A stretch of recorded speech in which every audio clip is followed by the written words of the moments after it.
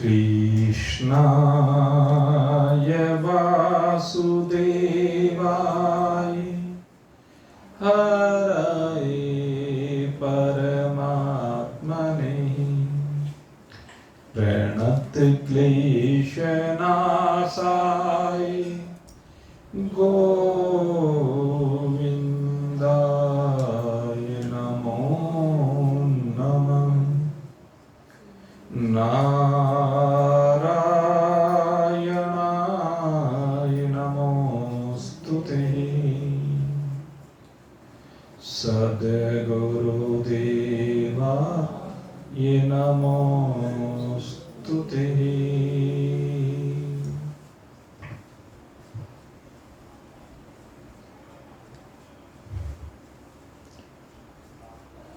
परमात्मा प्रेम के शुभ भावों से पोषित हृदय के साथ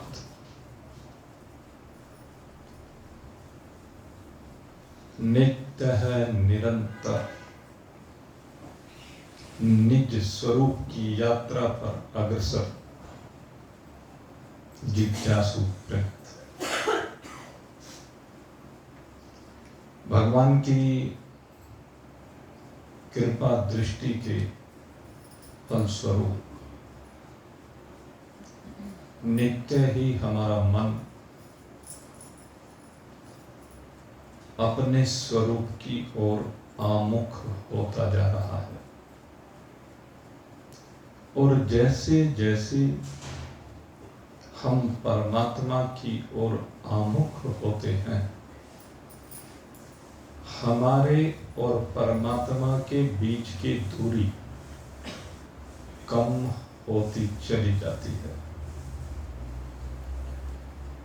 और जैसे जैसे ये प्रेम पराकाष्ठा की ओर बढ़ता है बस उस समय तो ये लगता है कि बस एक झीना सा पर्दा ही मेरे और परमात्मा के बीच में है। अब तो बस ये पर्दा हटने मात्र की देरी है। पर्दा हटा और एक हुआ और जब एक हो जाता है तो फिर जीव और ब्रह्म का भेद समाप्त हो जाता है। ये जीव और ब्रह्म का जो भेद है जब तक इस कर्ता की यात्रा गुणों से संयुक्त होती रहती है तब तक ये भेद का पर्दा पड़ा रहता है और जैसे ही गुणों की यात्रा से ये जीव बाहर निकल करके निर्गुणता में आकर विराजमान होता है तो पर्दा तुरंत हट जाता है। फिर पर्दे की कोई बात ही नहीं रहती है क्योंकि गुणों के कारण से सारा खेल चल रहा है। गुणों के कारण से संसार में राग हो रहा है। गुणों के कारण से ये राग ममता परोसता है। गुणों के कारण से ये ममता मेरेपन के भाव को ले आती है। मैं और मेरापन, इसको अहमता और ममता दो नामों से पुकारा जाता है और ये ही इस जीव को भ्रमाती रहती है और ये एक विकार आने से अनेक विकारों का उद्भव इसमें हो जाता है। इसलिए कहते एक विकार को ही मत आने दो और चलो भाई, अगर विकार आ भी गए हैं, अब तो आएंगे, जब आ गए तो अब एक को किनारे करना प्रारंभ करो। जरा विचार करके देखो, जो विकार आए हुए हैं वो अच्छे हैं या बुरे हैं, विचार ये करना है।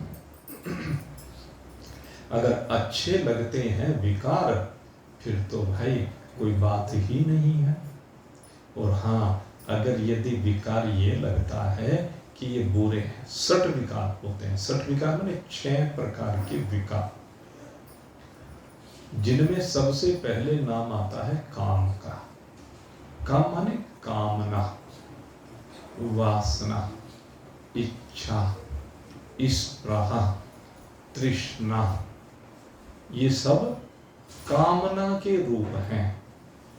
अब ये चाहे शरीरों को लेकर हो, चाहे पदार्थों को लेकर हो, चाहे अंतःकरण की जो मान सम्मान पद प्रतिष्ठा आदि भाव उनको लेकर हो, तो ये सब कामनाएं विकारों के अंतर्गत आती हैं।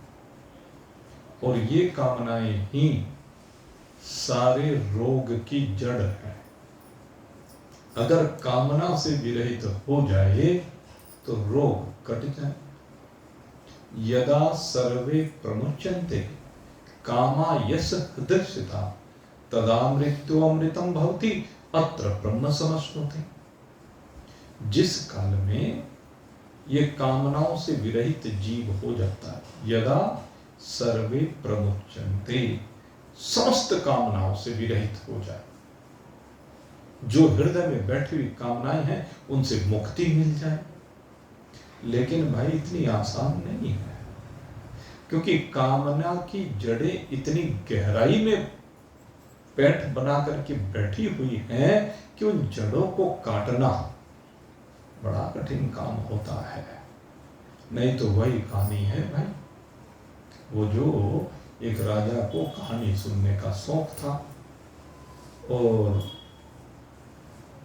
जिसकी कहानी पूरी हो जाती थी राजा उसे पूरा कर देता था, क्योंकि शौक कैसा था।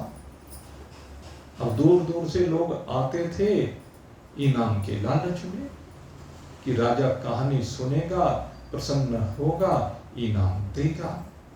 लेकिन वहां तो कहानी पूरी होते ही वो क्रोध में भर जाता, आवेग था, और उस आवेग के अधीन होकर के वो उसका सर कलम कर देता तलवार से। लेकिन ये जो लालच है ना, लालच बुरी बला कहा गया है। ये जो लालच होता है ये फिर से उन पुरानी बातों के ऊपर पानी फेर देती और फिर से कोई ना कोई नया आ जाता है। बरते हुए को बरत रहे हैं, जिसके बारे में पता है कि ऐसा ही होगा, फिर भी उसकी तरफ जाते हैं। कच्चा लालच होता है, और वो कच्चा लालच फिर से जिंदगियों का हरण करता है, लेकिन लोग मान के नहीं देते। आखिर होते होते एक महान पुरुष रहा करते थे जंगल में, और जैसे महान पुरुषों के पास भगत चले जाते हैं मिलने के लिए, ऐसे एक दिन कुछ भगत महान पुरुष के पास गए मिलने के लिए, और जाकर के बैठे थे। यूं ही इधर उधर की बात चल गई, और इधर उधर की बात चलते चलते राजा की बात भी चल गई। और जब राजा की बात चली तो बताया कि हमारे देश का राजा तो ऐसा है, उसे कहानी सुनने का बड़ा शौक है, पर उसकी इस शौक के कारण से बहुत लोगों की जान चली गई है।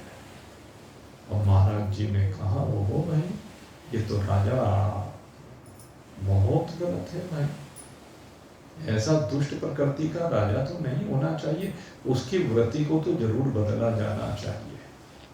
तो उन्होंने विचार किया, और विचार करके फिर किसी को कुछ भी कहे बिना पहुंच गए राजा के दरबार में। और राजा के दरबार में जब पहुंचे, राजा ने देखा कि कोई संत आया है। कि आइए महाराज जी, स्वागत है आपका, कहिए कैसे आगमन हुआ। कहने लगे, महाराज हमने सुना है आपको कहानियां बहुत अच्छी लगती। कहने, हाँ ये तो इंसानी स्वभाव है भाई, सभी को अच्छी लगती है कहानियां।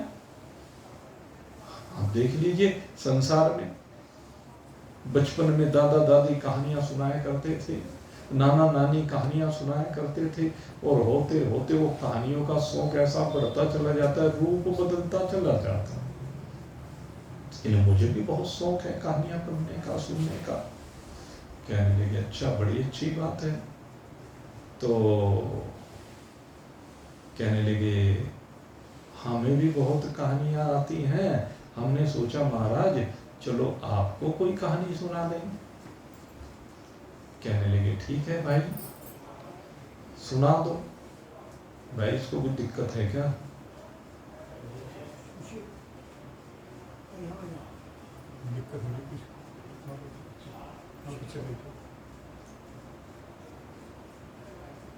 तो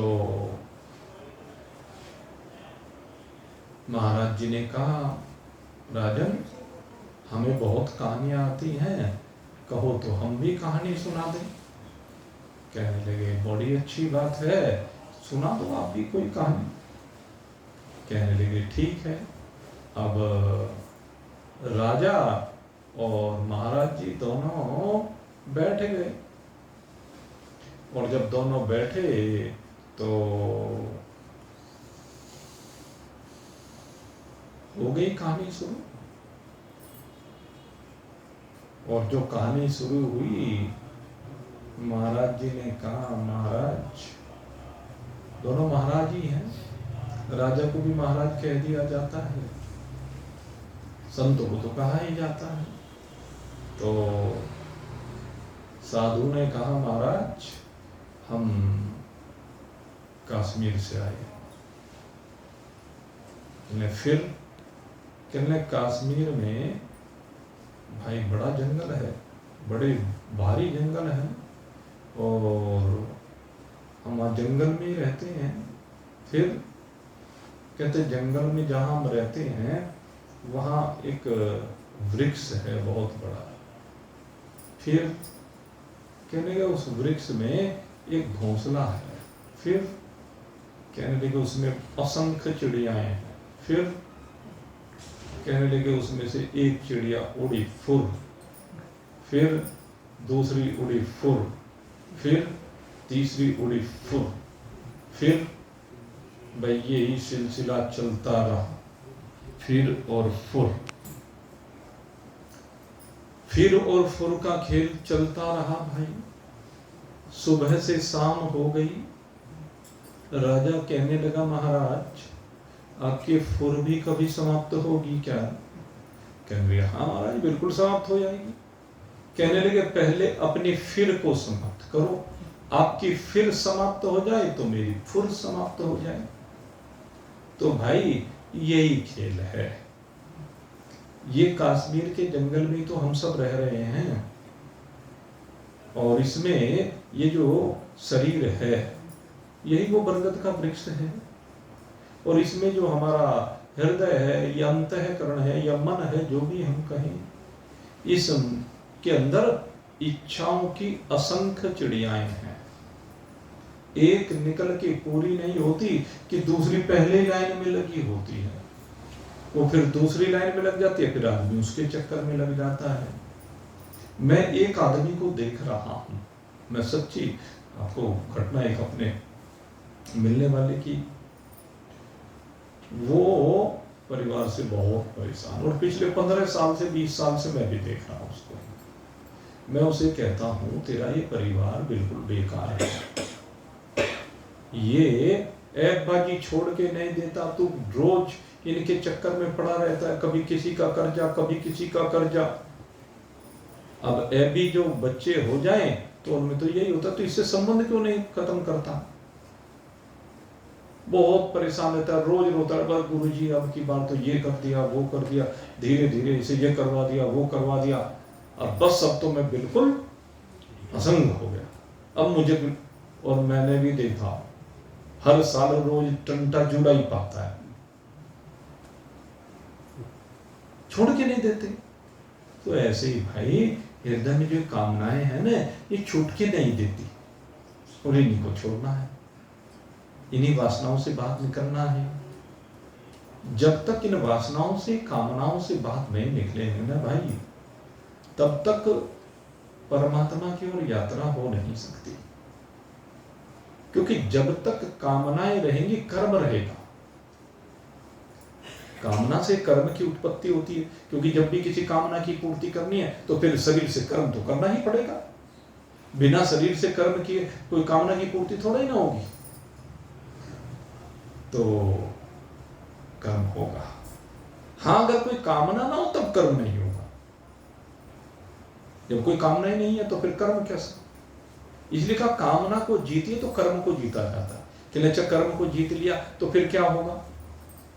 कि न कर्म के जीते जाने से जन्म को जीत लिया जाता है। अगर कर्म समाप्त हो जाए, अभी पीछे महीनों तक ये कर्म का खेल आपको बहुत विस्तार के साथ समझाया है। अगर यदि कर्म को जीत लिया जाए, 3 कर्म है, एक प्रारब्ध कर्म है, एक क्रियमान कर्म है और एक संचित कर्म है। और जीतना किसको है? कहते इसमें से क्रियमान को जीतना। अगर क्रियमान कर्म को आपने जीत लिया तो संचित और प्रारब्ध अपने आप नष्ट हो जाएंगे। क्रियमान का मतलब वर्तमान में जो हो रहा है, वर्तमान काल जो आपका है, ये है क्रियमान। तो इस क्रियमान को जीतना है। अगर इसको जीत लिया तो कहते हैं जन्म को जीत लिया जाता है। अगर क्रियमान को जीत लेते हैं तो फिर जन्म को जीत लिया जाता है। और जिसने जन्म को जीत लिया है उसने मरण को जीत लिया है। जन्म के जीते जाने से मरण को जीत लिया जाता है। जिसका जन्म ही नहीं है उसका मरण कैसे हो सकता है? जन्म किसका है? अज्ञान का जन्म है, अविद्या का जन्म है, नासमझी का जन्म है, भूल का जन्म है। ये जो जन्म होता है ये अविद्या का होता है। जन्म अविद्या का है, अज्ञान का है, नासमझी का है, भूल का है, वासना के कारण से ये होता है। तो कहने लगे अच्छा अगर यदि हमने जन्म को जीत लिया तो बताया ना मरण को जीत लिया। और जिसने जन्म और मरण दोनों को जीत लिया उसी ने परमात्मा को पा लिया। परमात्मा को वही पाता है। इसलिए सीधा सा सिद्धांत है, ये जो कामना है इसकी सीमा से बाहर निकलना पड़ेगा। जब तक ये काम है तब तक बात बनने वाली नहीं है। तो सबसे पहला विकार यही है भाई, सिद्धि असिद्धो निर्विकार है। कल आपको बताया था ना, सिद्धि असिद्धो निर्विकार। जहां पर सिद्धि और असिद्धि दोनों में कोई विकार आप में उत्पन्न ना हो, कोई जीवन में अनुकूलता आ जाए तब हर्ष ना हो, प्रतिकूलता आ जाए तो शोक ना हो। जो हर्ष और शोक दोनों को एक दृष्टि से देखता है और दोनों के आने पर जिसका हृदय न तो उद्विग्न होता है, उसके मन में कोई उद्विग्नता नहीं है। और अगर यदि अनुकूलता आ रही है तो उसमें कोई स्पृहा नहीं है कि ये अनुकूलता बढ़ती चली जाए, ये सुख बढ़ता चला जाए। दोनों की सीमाओं से बाहर। सुख के आने को भी देखता है, दुख के आने को भी देखता है, सुख के जाने को भी देखता है, दुख के जाने को भी देखता है। सुख और दुख दोनों के आने और जाने को जो देखता रहता है वो है कामनाओं से विरहित जीव। वहां पर फिर कामनाएं नहीं होती, वहां पर परमात्मा होता है, वो अपने स्वरूप में स्थित हो जाता। तो सबसे पहला विकार है सत्य विकारों में ये कामना। और कामना के बाद दूसरा आता है क्रोध। दूसरा दोष ये क्रोध है। कहते इस क्रोध की सीमा से हमें अपने आप को बाहर निकलना है। क्योंकि क्रोध से क्या होगा? कहते हैं क्रोध जब हमें आता है तो व्यक्ति में मूढ़ता आ जाती है।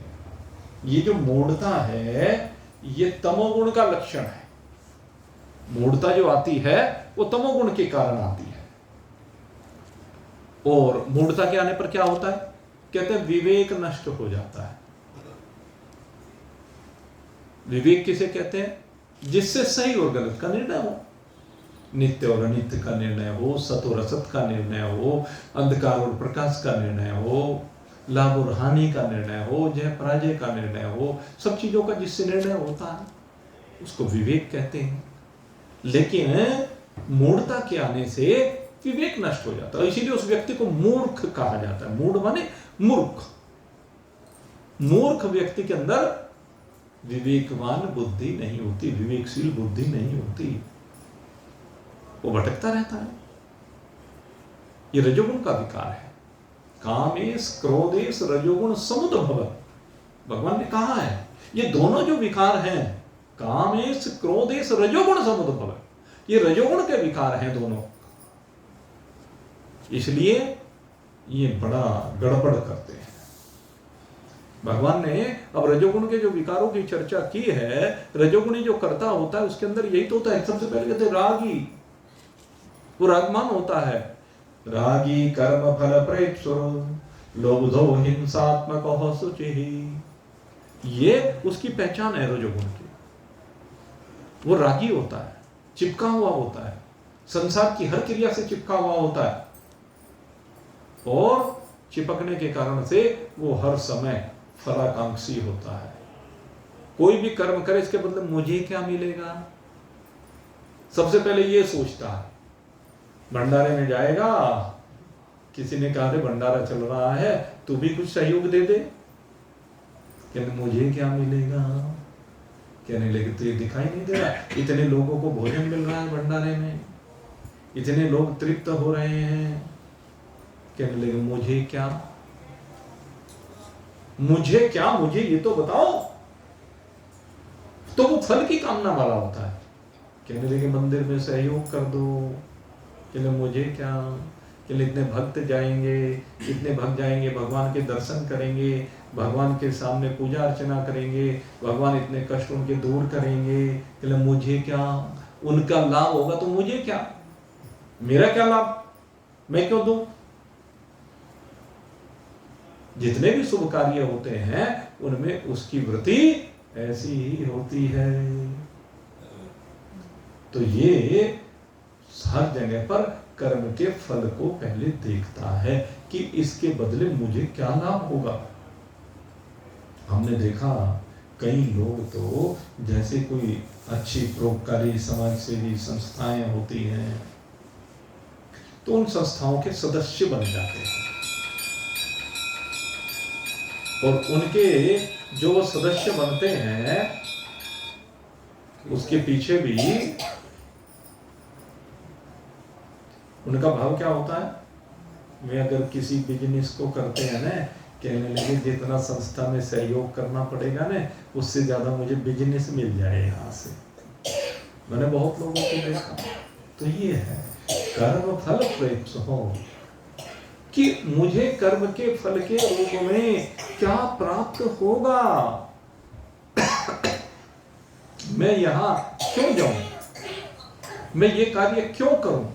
तो उसके पीछे उनका भाव क्या होता है, बस एक ही भाव होता है कि कुछ मुझे बदले में क्या मिलेगा, और अपने लाभ के लिए कहते हैं वो हिंसात्मक तक हो जाते हैं, दूसरे की हिंसा तक कर देते हैं। बहुत लोग आपने देखे होंगे, किसी पर किसी का कर्जा चाहिए, बड़े बड़े स्तर पर जो बातें होती हैं, बड़े बड़े जो व्यापार करते हैं, कोई किसी से कर्ज ले लेता है मोटा, और मोटा कर्ज लेने के बाद फिर देना नहीं चाहता। उसने तो विश्वास में दिया, अब उल्टा ये सोचता है कि इसे किसी तरह रास्ते से हटा दे, उसमें मेरा लाभ हो जाएगा, जो कर्ज मैंने लिया है ये रुपया बच जाएगा। तो यहाँ कहा हिंसात्मक हो, ऐसा राजसी स्वभाव वाला व्यक्ति हिंसा भी कर बैठता है, और ऐसे केस आप लोगों ने बहुत सुने होंगे। हमने सुना एक बार एक व्यक्ति ऐसा ही, जो मैं केस बता रहा हूं, किसी से रुपए लिए, प्रेम था ही आपस में दिखाने के लिए, तो दोनों एक तीर्थ पर चले गए घूमने के लिए गाड़ी में। और गाड़ी में जब जा रहे थे तो उसने क्या काम किया कि एक जगह पर देखा पहाड़ी इलाका चल रहा है और गाड़ी तेजी में, तो जिस व्यक्ति के रुपए चाहिए थे उसको बैठाया किनारे पर, अपने आप बैठा बीच में, और तेजी में गाड़ी थी और बस एकदम से दरवाजा खोल दिया कार का और उसको ऐसा धक्का दिया वो जाके बेचारा पतले खाते हुए नीचे खाई में जाके गिरा। वहीं जयराम जी की हो गई। सत्य घटना बता। तो जो रजोगुणी व्यक्ति होता है वो क्या पाप ना कर बैठे, और जब उसका फल आता है ना तब रोता है, तब सिर पकड़ पकड़ के रोता है कि नहीं हे भगवान मैंने तो कुछ नहीं किया। बिना करे कुछ नहीं होता भाई। काहू न काहू को सुख दुख कर दाता, निज कृत कर्म भोग संताता। सारा अपने कर्मों का भोग है, किसी दूसरे किए हुए कर्मों का भोग नहीं है। अगर कोई ये सोच ले कि मैंने फलाने का पैसा रख लिया मुझे तो लाभ हो गया, चलो बढ़िया हो गया। कुछ व्यापारियों की पॉलिसी इस तरह की है, खूब इकट्ठा कर लेते हैं और फिर अब दिवाला निकाल के भाग जाते हैं, जानबूझ के करते हैं, तो वो फिर दर दर के भिखारी बनते हैं ऐसे लोग, क्योंकि भगवान तो सारी व्यवस्था को देखने वाला है। तो खैर ये रजोगुणी जो व्यक्ति होते हैं इनका भाई बस कुछ मत पूछो, ये तो बस केवल धन को देखने वाले हैं। इनके मन में और कुछ नहीं, अपना लाभ, अपना स्वार्थ, और अपने स्वार्थ की जब पूर्ति नहीं होती तो मैं आपसे क्या कर रहा था बात, क्रोध की।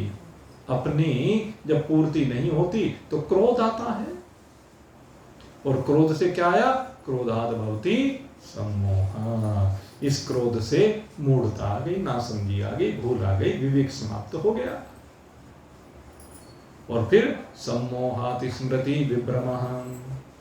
और जिसके अंदर मूढ़ता आ जाती है उसकी स्मृति काम करनी बंद कर देती। स्मृति काम करनी बंद करने से मतलब क्या है, जैसे आपने देखा होगा बहुत से बच्चों को स्कूल में पढ़ने जाते हैं, शिक्षक वहाँ पढ़ाते हैं, घर में माता पिता पढ़ाते हैं, और जब परीक्षा का नंबर आता है तो बहुत अच्छी तरह से माँ बाप को सुनाते हैं, और जब परीक्षा देने के लिए जाते हैं जो पढ़ रखा है वो आ जाता है, लेकिन वहाँ पर गोल हो जाते हैं, वहाँ पर वो काम नहीं कर पाते।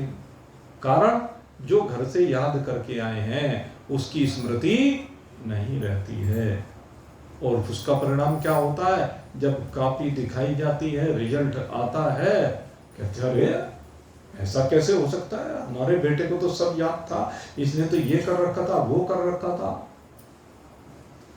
और जब कॉपी सामने रखी जाती है, ये कर रखा है इसने तो भाई देख लो जी, ऐसा कैसे हो गया, तो इसकी याद था, आज सुन लो। हाँ भाई याद होगा, लेकिन जिस समय आवश्यकता होती है उस समय याद आया कि नहीं आया, उस समय उसके मन की परिस्थिति क्या है। तो ये कह रहे हैं कि जिस समय स्मृति जवाब दे जाती है तो जो कुछ पिछला शुभ अशुभ हमने सीख रखा है, पढ़ रखा है, उसे भूल जाते हैं। ये पता नहीं रहता इन परिस्थितियों में अब क्या करना चाहिए। जब विपरीत परिस्थितियां अनुकूल परिस्थिति आती है ना, दोनों में अत्यधिक आ जाए तो उस समय दिमाग काम करना बंद कर देता है। इसलिए कल धृति के बारे में बताया था ना, ये है दोनों स्थिति में संयम रखे, धैर्य रखे। 8 बजथा लाभ संतोषा, सपन हो नहीं देखे पर दोषा।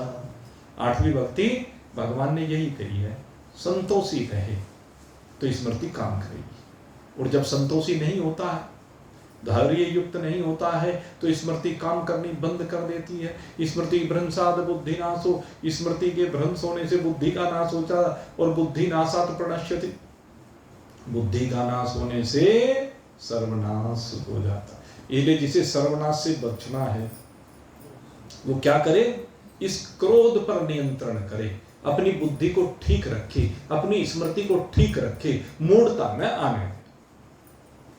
और ये कब नहीं आएगी, जब कामना नहीं होगी। इसलिए जो क्रियमान कर्म है उन क्रियमान कर्मों में बहुत सावधानी की आवश्यकता है। जब क्रियमान कर्म सही होंगे, वो अनासक्त भाव से होंगे, असंग भाव से होंगे, तो फिर न तो संचित में जाएंगे और प्रारब्ध भोग के नष्ट हो ही जाएंगे और ज्ञान हो जाएगा आत्मा परमात्मा का, तो संचित जल करके भस्म हो जाएंगे। इसलिए क्रोध से नहीं होंगे पर भाई, क्रोध पर अंकुश रखने से होंगे। जब आपका हृदय जले नहीं, संतप्त ना हो किसी भी घटना से, आप कैसी भी परिस्थिति आए सम रहे, उसके दृष्टा बने, साक्षी बने, दृष्टा बनकर के देखते रहे बस, ये है वो स्थिति। और तीसरा विकार है काम क्रोध मद। अब मद कैसे होता है, कहने लगे किसी भी प्रकार का कोई विशेषता, किसी भी प्रकार की विशेषता आ जाए वो ही अहंकार परोस देता है। किसी का शरीर बलिष्ठ सा है, स्कूल में क्लास होती है जैसे, और क्लास में जो सा बच्चा जरा हट्टा कट्टा सा होता है ना, तो वो सारे बच्चे उसे देख करके डरते हैं, सबके अनुभव है। हाँ? वो सबको डराता रहता है, तो ये भी मद है। ऐसे बड़े होकर के जब कुछ शक्ति आ जाए तो डराता है, किसी को शक्ति का, किसी को धन का, किसी को पद का, किसी को रूप का, किसी को मान का, प्रतिष्ठा का, विद्वता का, त्याग का, न जाने किस किस का मद हो जाता है। मैंने त्याग भी कहा, ये भी ध्यान रखना, कई बार त्याग का भी मद हो जाता है। अजी मंदिर बन रहा है, मैंने 10 लाख रुपए दिए, देखो मैं, मेरे जैसा दानवीर कोई हो सकता है? 10 लाख रुपए दिए, अब ये भी तो मद है। यहां पर धन का त्याग तो किया, लेकिन उसके बदले में अहंकार हो गया, मद हो गया। अरे तुझे 10 लाख रुपए जो दिए, ये किसने दिए? भगवान ने दिए, और भगवान ने 10 लाख रुपए तेरे मंदिर में लगवा दिए। इसमें अहंकार काहे का करता? उसने तो 10 लाख क्या, उसने तो 100 लाख दे रखे होंगे तेरे को, यानी 1 करोड़, 10 करोड़, 50 करोड़, तब जाके तूने उसमें निकाल के 10 लाख रुपया दिया, तो काहे का अहंकार करता है? उसका माल जरा सा उसको प्रसाद लगा दिया उसमें से, उसी के में से, और अहंकार अपने आप पाला फिरता है, तो मद है। त्याग का भी मद नहीं होना चाहिए। मैं ये अच्छा कार्य करता हूं, ये भी मद नहीं होना चाहिए, नहीं तो ये मद व्यक्ति को गर्त में ले जाता है। इसके बाद चौथे नंबर पर आता है लोभ। लोभ की तो व्याख्या भी कुछ दिन पहले बड़े विस्तार से की थी भाई, उसमें तो कथा भी आपको सुनाई थी। लोभ जो है ना, लोभ को तो महाशत्रु कहा है भगवान ने। ये लोभ जो है इस जीवात्मा का सबसे बड़ा शत्रु है। लोभ क्या है? इकट्ठे करता जाना, संग्रह करते जाना, अधिक से अधिक जोड़ना। कुछ भी हो बस मेरे यहां आ जाए सब कुछ, दूसरे के यहां नहीं जाना चाहिए। दूसरे को रोटी भी क्यों मिल रही उस बात से भी जलना, अपने यहां ठेक लगाना चाहता है, ये लोभ है। और ये लोभ नरक में लेकर के जाता है। जो भगवान ने नरक के 3 द्वार बताए, काम क्रोध लोभ, ये 3 जो है भगवान ने नरक के दरवाजे बताए। तो इसलिए लोभ से विरहित हों। और इसके बाद काम क्रोध मद लोभ मोह। भाई मोह की तो बात क्या करें। गोस्वामी जी ने तो ये कहा, ये मोह तो भाई सबसे भयंकर शत्रु है। कहने लगे इसको 5वें नंबर पे गलत लेके आए, ये तो सबका पाप है। सारी गड़बड़ यहीं से होती है। मोह सकल व्याधि कर मूला, तात पुनि उपजहि बहुसूला। मोह तो क्या है? कहते हैं ये सबसे भयंकर है, सबकी जड़ यही है, हर रोग की जड़ यही है।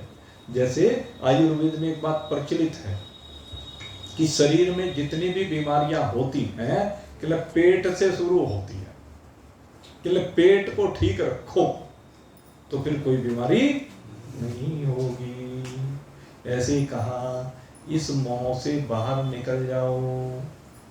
जब तू मोह की दलदल से बाहर निकलेगा, भगवान अर्जुन को कहते हैं यदा ते मोह कलिलम बुद्धिर्व्यतितरिष्यति। जब तेरी बुद्धि मोह की दलदल से बाहर निकलेगी तभी कुछ तेरी समझ में आएगा। नहीं तो अगर देखा जाए तो ये काम कहां से उत्पन्न हुआ? कामनाएं किस लिए हैं? अगर यदि परिवार में मोह ना हो, परिवार में मेरापन ना हो तो कहेगी कामना। कोई किसी से पूछे भाई तू इतने मेहनत करता है किसके लिए? करके बच्चों के लिए कर रहा हूं, अपने लिए कोई नहीं कहता। अब किसी से पूछ लेना कि बच्चों का भविष्य समझ जाए, तू ही बनाने वाला है भविष्य, भगवान तो कुछ देखेगा, तो अपना बना ले। अपने भविष्य की तो चिंता नहीं कर रहा है, दूसरे के भविष्य की चिंता कर रहा है। ये है मोह। जबकि भगवान ने कहा तू यहां पर अपना भविष्य बनाने के लिए आया, अपने भविष्य को तू बना। अगर तूने अपना भविष्य बना लिया तो तेरा कल्याण हो गया, नहीं तो फिर पुनरपि जन्मम पुनरपि मरणम पुनरपि जननी जठरी शयनम इहि संसारे खल दोस्तारे कृपया पारे पाहि मुरारे भज गोविंदम भज गोविंदम गोविंदम भज मूढ़मते भज गोविंदम भज गोविंदम गोविंदम भज मूढ़मते। नहीं तो भाई बारंबार यही चक्र चलता रहेगा, बार बार जन्मना पड़ेगा, बार बार मरना पड़ेगा। जन्म में भी कष्ट है, मृत्यु में भी कष्ट है, दोनों में कष्ट ही कष्ट है। जन्म दुखम मृत्यु दुखम पुनः पुनः। और ये बार बार हो रहा है, आज से थोड़े ना हो रहा है। ये तो यात्रा भाई, अगर मैं इस कल्प की बात करूं तो 1,97 करोड़ वर्ष के लगभग तो इस कल्प में हो चुके हैं। और ये तो इससे पहले तो न जाने कितने कल्प बीत चुके हैं। भाई गणना कौन करेगा इसकी? गणना तो भाई बहुत मुश्किल है, क्योंकि ब्रह्मा जी का एक दिन है, तो उस एक दिन में से आधा भी अब तक गया नहीं है। 4,32 करोड़ वर्ष में 1,97 करोड़ वर्ष के लगभग गए हैं इस कल्प में। और अब देखो 360 दिन का 1 साल होता है। और जहां वर्णन आता है शास्त्रों में, उसमें कहा गया कि द्वितीय प्रार्ध, अब दूसरा प्रार्ध चल रहा है।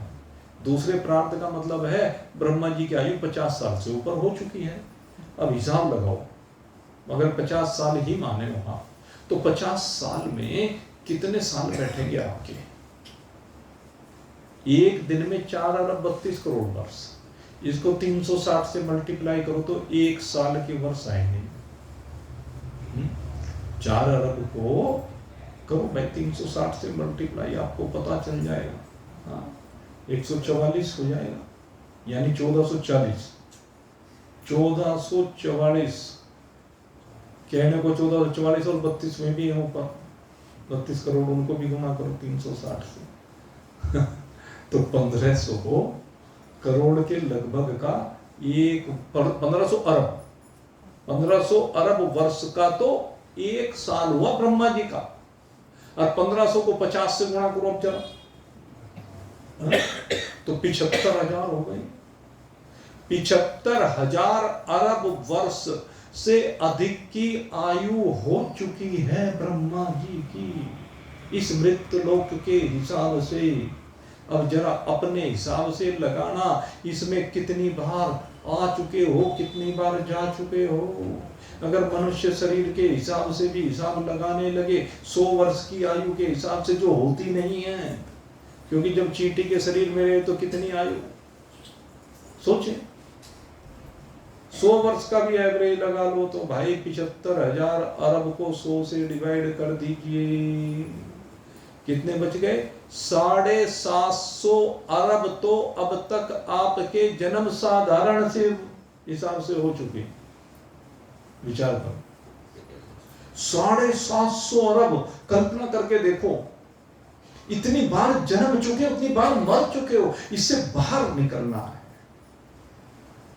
और इससे बाहर तभी निकलेंगे, भगवान कहते जब मोह की दलदल से बाहर निकल जाएगा। तो इस प्रकार ये 5वां विकार और 6ठा विकार है मात्सर्य, दूसरे की प्रगति को देख करके जलना। ये द्वेष यहीं से उत्पन्न होता है।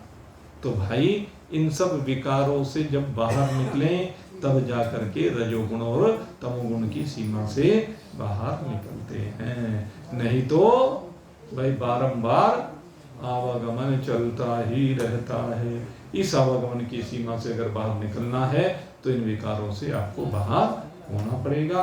और हम तो भगवान से यही प्रार्थना करते हैं कि आप इन सब विकारों से विरहित होकर के आनंदमय जीवन को व्यतीत करें। आप सभी के लिए बहुत बहुत शुभकामना करते हुए अब यहीं पर आज के सत्संग को विश्राम दे रहे हैं। और इस बार माता अन्नपूर्णा का जो भोग लगेगा भाई, भंडारा परसों का लाला जी की दुकान पर है और फिर रात को यहाँ भी है।